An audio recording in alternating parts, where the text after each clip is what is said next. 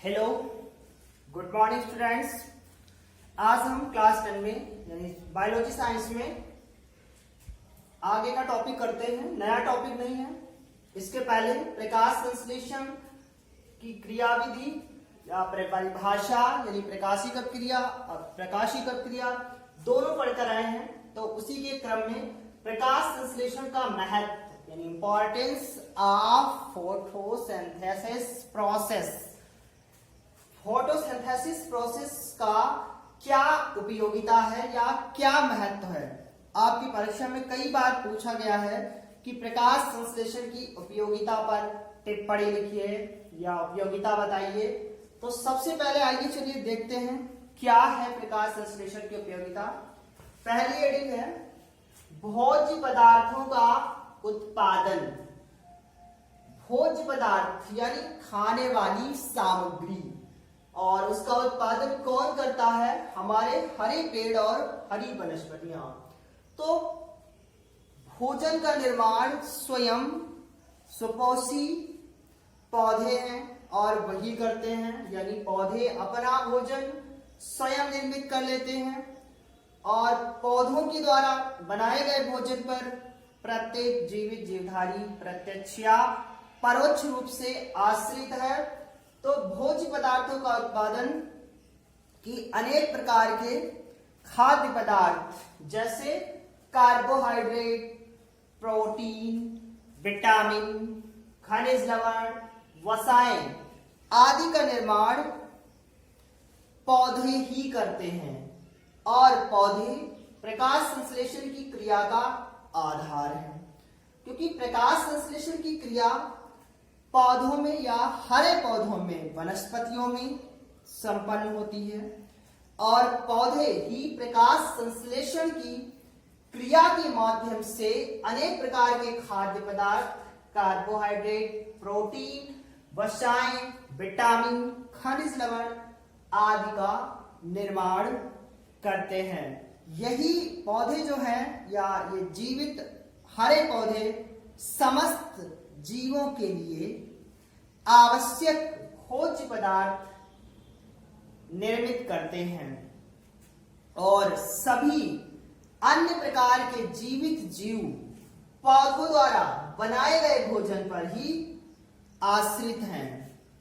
इसलिए पौधों को प्रकाश संश्लेषक कहा जाता है और इसी के साथ हरे पौधों को उत्पादक कहा जाता है, क्योंकि ये खाद्य पदार्थों, कार्बोहाइड्रेट, प्रोटीन, वसाएं आदि का उत्पादन करते हैं या आदि को निर्मित करते हैं। इसलिए हरे पौधों को प्रकाश संश्लेषक या उत्पादक भी कहा जाता है। इसके अतिरिक्त दूसरा क्या कार्य है पौधों का? ऊर्जा का स्रोत। पौधों के माध्यम से ऊर्जा प्राप्त होती है। अब पौधों के माध्यम से ऊर्जा प्राप्त होती है वो किस प्रकार? पौधों के द्वारा जो ऊर्जा प्राप्त होती है वो प्रत्यक्ष रूप से नहीं प्राप्त होती है, यानी सीधे तौर पर नहीं प्राप्त होती है। पौधे अपनी प्रकाश संश्लेषण की क्रिया के माध्यम से, या ऐसे कह सकते हो पौधे प्रकाश संश्लेषण की क्रिया में सौर की या सूर्य की विकिरण ऊर्जा रासायनिक ऊर्जा के रूप में या भोजन के रूप में परिवर्तित करते हैं।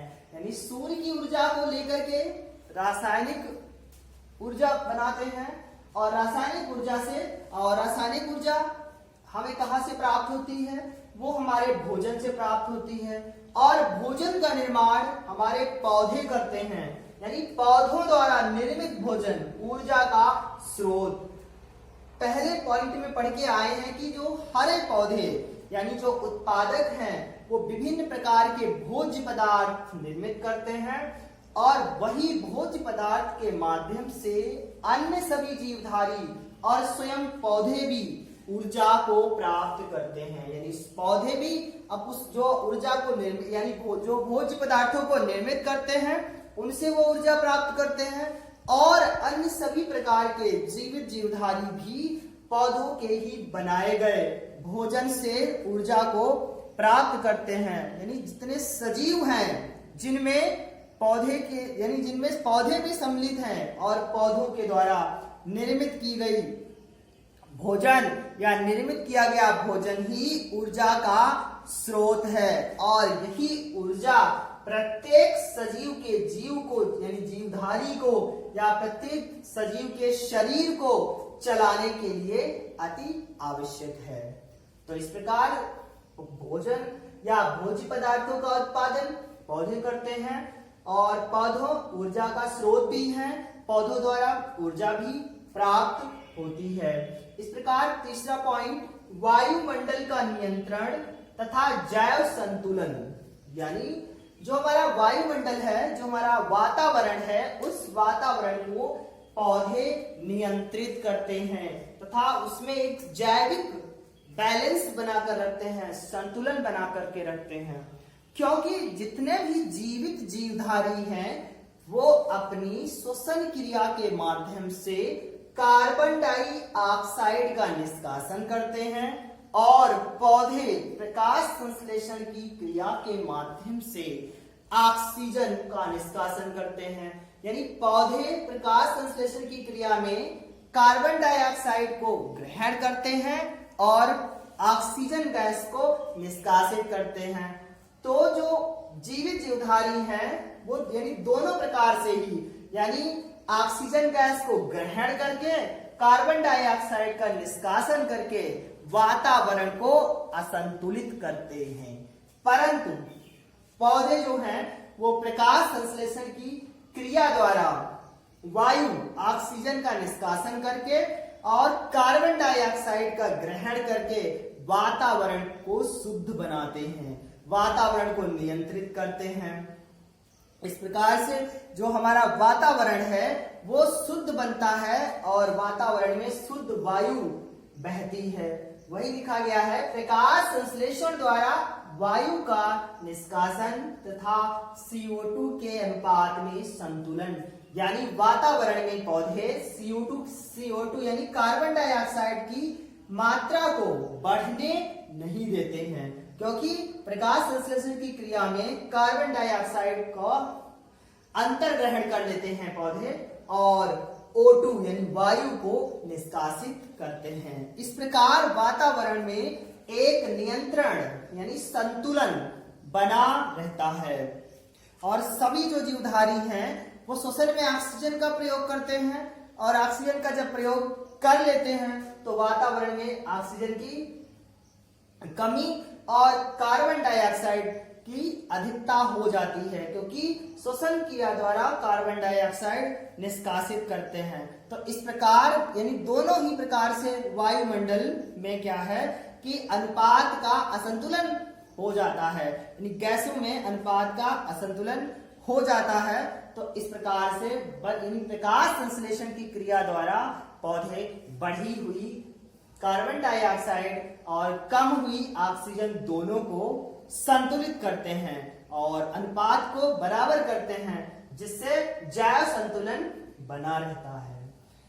इसके अतिरिक्त अगला पॉइंट, अंतरिक्ष यात्रा में, यानी जो हमारे अंतरिक्ष यात्री हैं वो यात्रा के दौरान कुछ शैवाल जैसे क्लोरेला आदि को अपने साथ ले जाते हैं और उन पर क्या करते हैं, क्लोरेला आदि अंतरिक्ष यात्रा में प्रकाश संश्लेषण की क्रिया करते हैं। यानी कि क्लोरेला एक शैवाल यानी जीवित है और प्रकाश संश्लेषण की क्रिया करने में योगदान देता है और जब ये प्रकाश संश्लेषण की क्रिया करता है तो अंतरिक्ष यात्रा का जो वातावरण है उसमें ऑक्सीजन की मात्रा भी प्राप्त होती है और उसी के साथ अपना भोजन भी बना लेते हैं।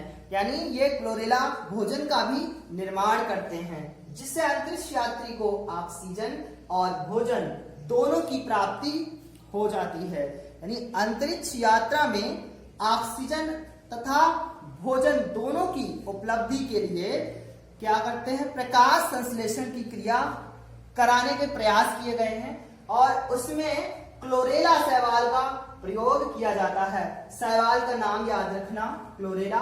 क्लोरेला शैवाल का प्रयोग किया जाता है और इसके माध्यम से क्या किया जाता है, वातावरण, जो अंतरिक्ष वातावरण निर्मित किया गया है वो शुद्ध बना रहता है और भोजन की भी प्राप्ति होती है।